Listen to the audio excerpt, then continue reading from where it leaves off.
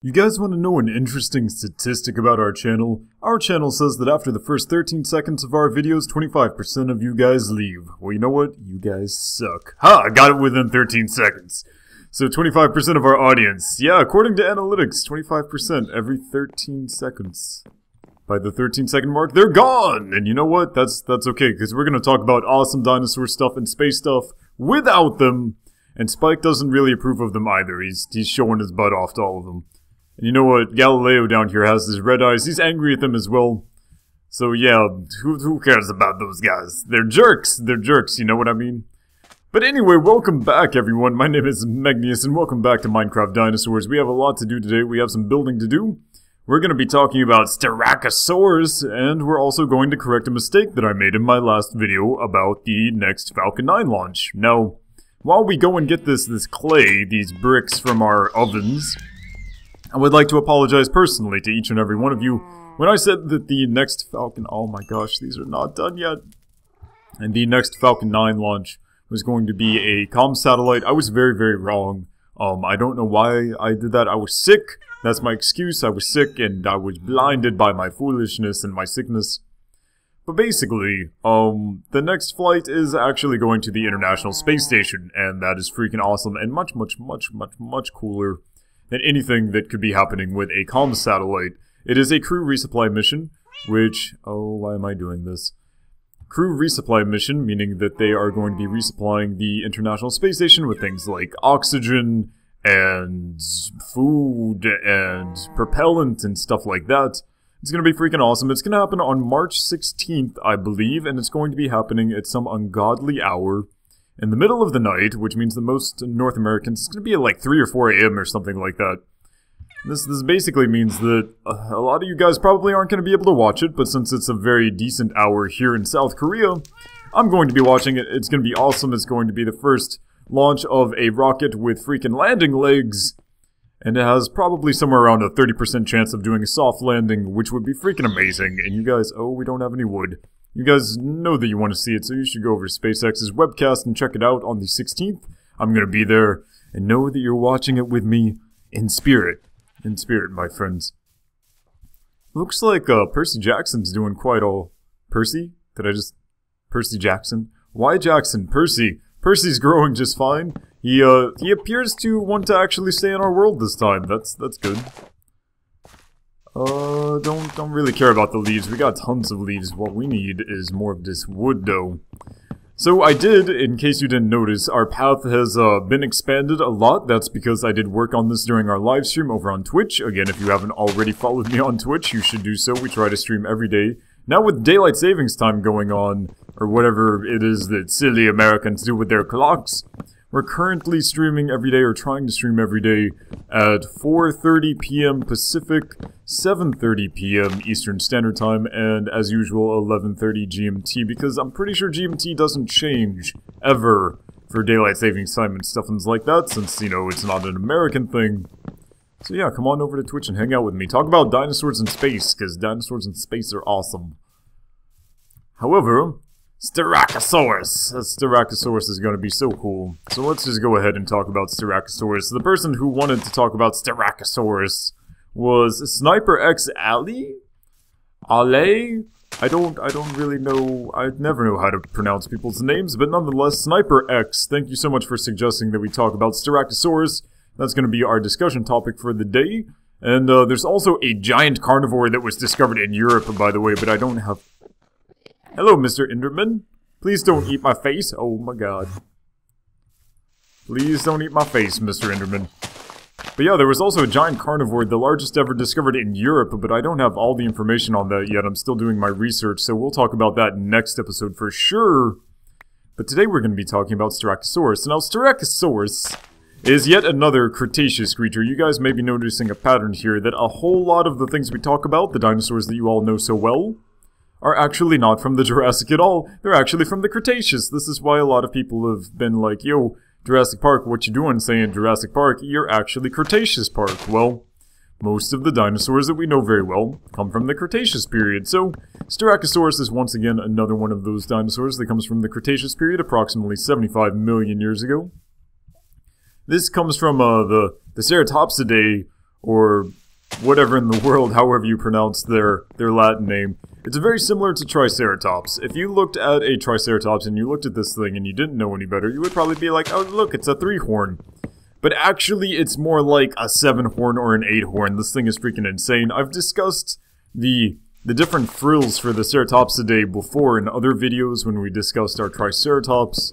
But this particular specimen of its own genus, Styracosaurus makes up its own genus, which, like a bunch of other dinosaurs we've discussed, currently only has one species in it.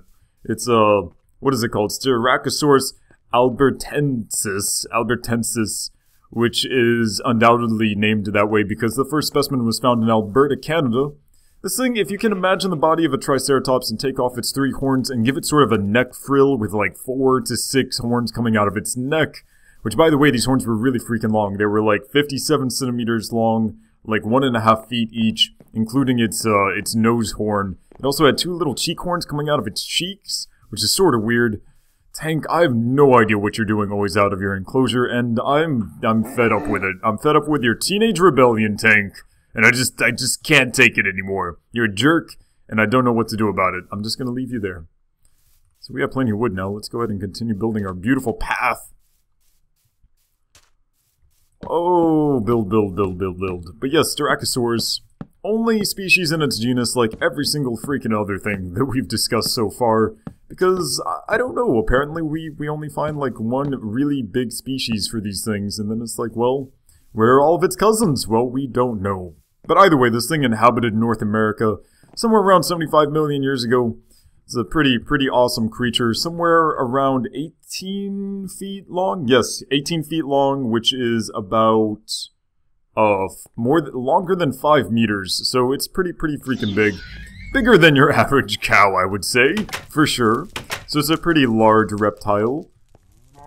And, Mr. Oreo, you are definitely in my way, but I can forgive you for now, because I'm gonna get all of this.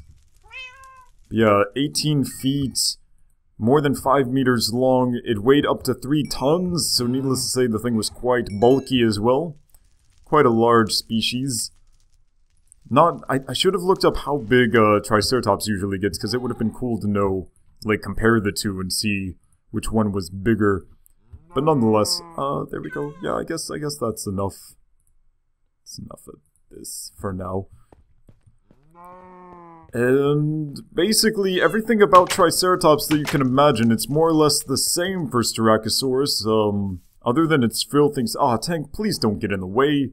We're busy. We're busy, Tank. We're trying... Tank, if you, like, glitch out on our freaking path, I swear I'm gonna murder you. Probably gonna have to murder you anyway. By the way, I would like to point out, before we say anything else about Styracosaurus, that this path, by the way, I suggested this on Jen Owens' server, which we're gonna be checking out on Server Adventure soon.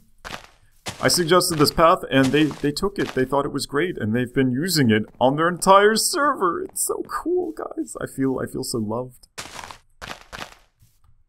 And we need more leaves. Alright. But yeah. So the first specimen was recovered in Alberta, thus its name Albertensis. I'm not really sure if there were any other specimens recovered from any other places in North America. Probably from the northern parts of the US. Because, you know, Canada, it's our next door neighbor. There are buds. We share a lot of species of dinosaurs because, indeed, North America hasn't really broken into multiple pieces throughout geological time. Most things that can be found in Canada can also be found in the northern part of the US. They shared similar climates, and several species were endemic to both regions. Oh wait, that doesn't make any sense. It was endemic to North America, therefore it was, like, all over... I don't even know what I'm saying. The word endemic means a very particular thing. That means can only be found in that one place. I don't know why I'm doing this. 4, and skip 1. 1, 2, 3, 4. Skip 1. 1, 2, 3, 4. Skip 1. 1, 2, 3, 4. Skip 1. There we go. I think that's good. I think I know what I'm doing. Hopefully this works. So there were, looking at my notes, there were a few other species which were originally put into the genus Styracosaurus, However, those have since been proven to be different species not included in the genus. The genus has been refined, and those were mistakes, so once again Styracosaurus albertensis finds himself all alone. And considering the fact that there's currently only one species, come to think of it, there's only one species in the genus, I'm going to assume that if there were any species found in northern United States, that probably they're so similar to albertensis that they're considered the same species, which is sort of disappointing, I guess. But, whatever. It'll be fine. Oh, I really hope that there's not water under here. I sort of did a slack job filling this stuff in. That would be very, very annoying if I missed, like, a spot and there were some water here. Them pretty lights, though.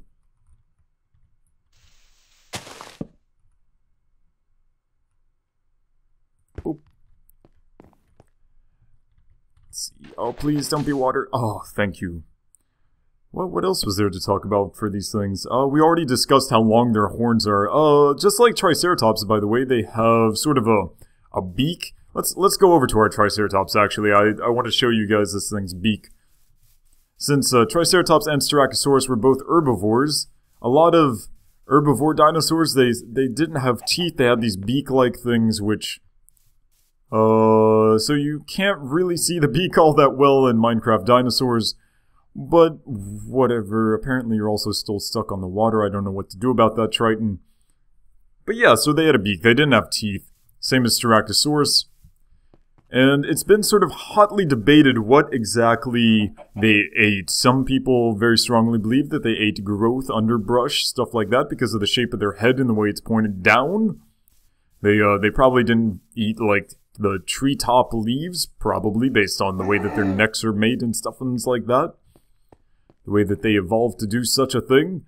However, there are some people who think, like, okay, so maybe, oh, hello, Mr. Zombie. Think, yeah, maybe they ate things like ferns and undergrowth, but maybe they were so powerful that they do a thing that, what is it, rhinos, I think, do this? I don't know, there are a few species that do this in real life, real life, as if, like, dinosaurs being alive isn't real, but, currently, in modern times, there are some species that do this. They knock down trees. Instead of, like, reaching up to get it, they just knock the tree down. And then they feed on the bark and the leaves of the tree after it's been knocked down. So, possibly Styracosaurus could have done that. I don't really know why it would do that when it could just eat ferns and underbrush instead. But hey, some animals are quite crazy. Mr. Spider, are you somewhere nearby? I guess not. Okay, let's see. This looks okay. I'm very proud that I managed to, like, do this thing right here. This looks like, generally, it looks pretty decent. But yeah, I need to get rid of these signs and put these all the way to the edge. But I haven't written down these names yet. I don't want to forget Hamsters & Co., Cristiano Martin S., Matt, Asher, and Sydney for helping us name our beautiful little dinosaurs. Tank is breakdancing over there, as cool as that looks. And now I get to decide where I want to put this path in terms of this dude right here. This may be the largest this guy's gonna get. I'm not really sure about that, though. Galileo, you're glitching through the wall, but I'm pretty sure you're not gonna get out of this container. So we're gonna go ahead and leave you there. Where should this path go? Where should this path go? This path probably... maybe it should go here. Maybe it should go in between the T-Rex enclosure and the Ankylosaurus enclosure, although Tank is no longer in it. And it'll come back here around this way.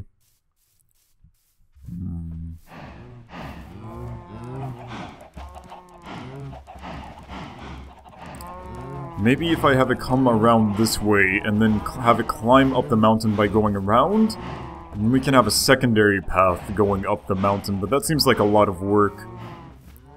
Maybe it'll just come over here to like a cul-de-sac? Yeah, maybe like some sort of little park or something here in the middle of our cows. So many cows in the middle of our cows in our T-Rex enclosure. I think that would be cool. Oh yes, and while we're talking about debates about Styracosaurus, there's also the fact that, you know, the horns on Triceratops and Styracosaurus, they've been up for debate as well as to what exactly they were used for, and I bet you can guess the possible uses that paleontologists have come up with. There's always one, maybe they were used for territorial and mating displays in order to, like, fight off the rival males and to display their horns at rival males so that they could get the females, like all sorts of things do now that we've talked about this several times. It could be that they were used for mating display structures to attract the opposite sex. Or it could have been that they were used for the most awesome possible use, and that's fighting off larger dinosaurs that want to eat them. How are we going to connect our path up here?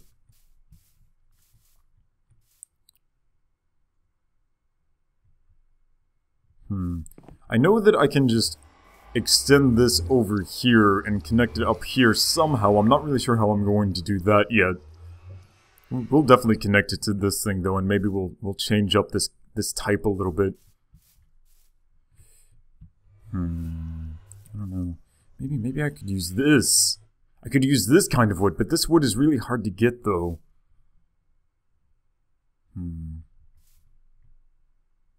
Wait, are these oak leaves staying alive because they're attached to this wood? That is not how that's supposed to work. But, anyway. Yeah, I bet I could do that. Over here, maybe just connect it? Just straight up? Just bring it over here and connect it to this? I don't see why not. Sure. That seems like it'll work. Let's eat something before we starve to death. I think that's about all the stuff that we can talk about for Styracosaurus. The rest of it's pretty straightforward. I mean, they're herding animals, they lived in large groups, which for large predatory dinosaurs was probably not exactly common at the most. Large predatory dinosaurs probably either lived solo if they were males, or maybe they did raise families together. We're not exactly sure about that. We found some nests for large dinosaurs that are carnivores. T-Rex, you know, they're similar to birds, the theropods are, so maybe like birds they did raise their babies. Maybe they lived in family groups, but they definitely weren't very large herds like all of the herbivores do. Herbivores have continuously throughout the history of Earth evolved to walk around in herds for protection and family support and stuff like that. So I'm going to go out on a limb and guess that, yeah, Styracosaurus, which, I mean, I did read this also, but yeah, they were herd animals, so imagine many tens of them together in a giant herd traversing the land. Charlotte, we need to do something for you. We need to come up with an idea for an enclosure for you, something that suits your feminine wiles, Charlotte. We could probably build something like right here. Yeah, how about we start doing that for next episode? Start building something for Charlotte. Oh, yeah, by the way, one other person also said that we did put DNA and stuff in the analyzer, and that's true. We put some biofossils in here. So let's see if we got anything. We got some dodo DNA, which, although cool, we already have. And we got some sand and bone meal. Lots and lots of sand and bone meal. I'm gonna be honest, guys, I get really depressed getting so much sand and bone meal in the new update of the mod. Oh, it makes me sad. We need to do something about our inside here as well. This is not as cool as it should be.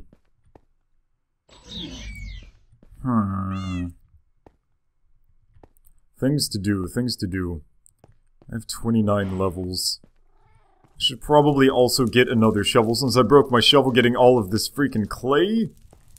I should get another diamond shovel and I should enchant it so it doesn't break so easily. What do you think, Oreo? You agree, Oreo? I agree. Alright guys, so we're basically out of dinosaur stuff to talk about. Don't forget to try to catch the SpaceX launch. Oh man, freaking button. If you can, it's going to be quite early in the morning on March 16th. But I'm sure that some of you would love to see it nonetheless. It's going to be quite early, so be sure to check SpaceX's schedule. Thank you so much for watching, all of you guys who managed to get through the first 13 seconds of this video especially. You guys are my favorite fans.